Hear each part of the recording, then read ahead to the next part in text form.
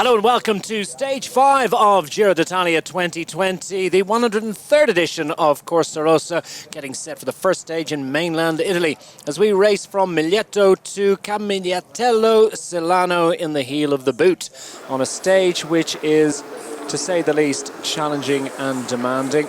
Very wavy profile, as they like to tell us, with several climbs, including 3 categorised climbs along the way.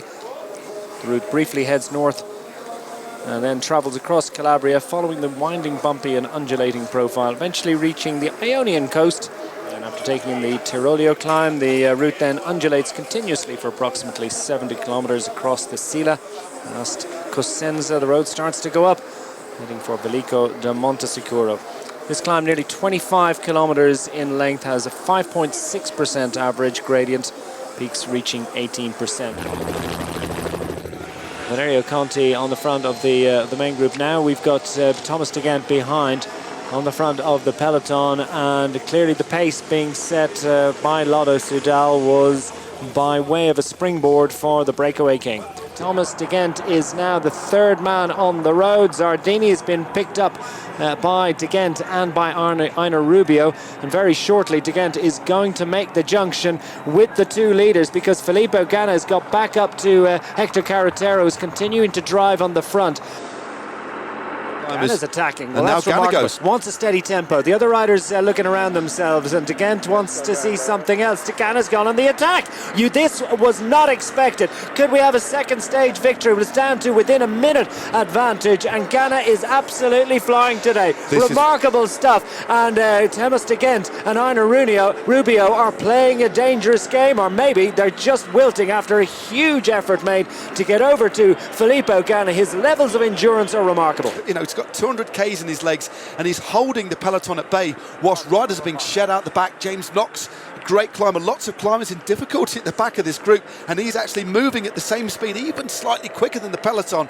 Absolutely fascinating stuff here from Ganna. Through the mist and the visibility, not quite what he would have hoped for. Yeah, I mean, I think the bunch, as he just goes over the line, takes the 40 points. That's of no consequence to him. It's all about the stage, and you can see the visibility is low here, so he's going to be carrying a lot of speed and heading into corners that he can't really see, although the lens is fogged up a little bit. Domenico Pozzovivo, this is an attack, perhaps just for the King of the Mountains points.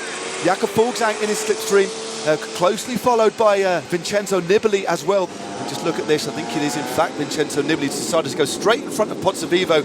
Clearly wasn't happy with the line that Pozzovivo was taking. And Vincenzo Nibali, the Shark of Messina, on the front. Clearly Filippo Ganna saying, give me some time, give us some time. I need to know if I can ride cautiously in this final few corners, or do I need to keep pressing on? My advice, mate, keep on pressing on. Almeida, safely and much to his great relief, is in that group, and also I think Simon Yates. Filippo Ganna is the winner of Stage 5, and what a great play by Team Ineos Grenadiers. Celebrations, well, will continue long into the night. This is a remarkable victory, a beautiful success for Filippo Ganna. Maybe some bonus seconds on offer for the GC favourites. Joao Almeida wants to try and take that. He's told us that he's a pretty good sprinter from a small group. He saved some energy for the fight, and this could extend his advantage. He's surely going to get some seconds there on the run to the line. Didn't quite get it. Conrad. And that's Patrick Conrad, who's managed to take the 6-4 for Almeida, who will hang on in pink for another day. Here's confirmation of the finishing order. Filippo Ganna getting Stage 5 victory ahead of Patrick Conrad, Joao Almeida, Kelderman, Hamilton, Hindley, Van Hoek, Bilbao, Fuglsang, Masnada, all the heavy hitters in general classification safely in the top 10, or most of them at any rate. Filippo, normally you win races against the clock. How does it feel to win a race today? It's a lot of different.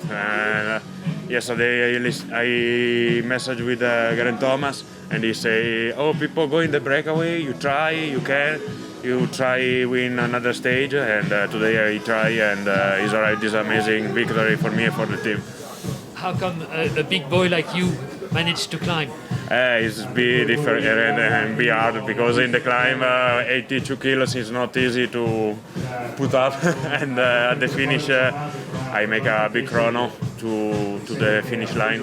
I had a problem with the radio, and I don't have the time with the other guys, I think okay, Filippo pull full gas and just arrive. Did the weather condition help you today? Yeah, it's okay. In the start, little bit sun, not super, and the finish cold, but not too much for me. Well done, thank you. We are. Here's the overall standings. Joao Almeida with that 43-second advantage on overall general classification ahead of Peo Bilbao. Wilco Kelderman sitting at 48 seconds. Harm van Houke has slipped out a few seconds, but up to fourth overall. Vincenzo Nibali is waiting to pounce, just over a minute back.